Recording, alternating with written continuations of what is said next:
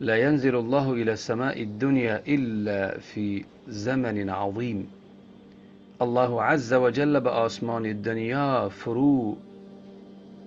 فرود نمی آید مگر در یک زمان یا در وقتی بزرگی. یعنی هم وقتی که به آسمان دنیا می آید معنا دارد که همون وقتی بزرگی هست.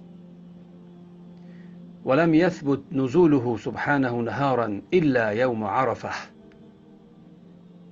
و ثابت شدگی نیست که الله عز و جل به آسمان دنیا فرود آید روزانه مگر روز عرفه. ولا اوسع من باب رحمته فيه. والله عز و جل دروازه های رحمت خود را باز میکند، وسیع میکند. والمحروم من لم یجد مدخلا.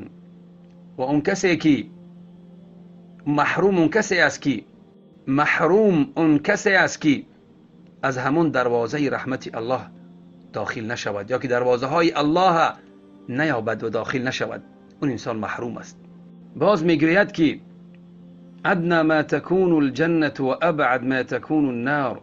میگوید که چقدر بهشت نزدیک می شود و چقدر دوزخ دور می شود روز عرفه. پس انسان باید در همون روز عملهای کند که الله او را نجات دهد از آتش دوزخ.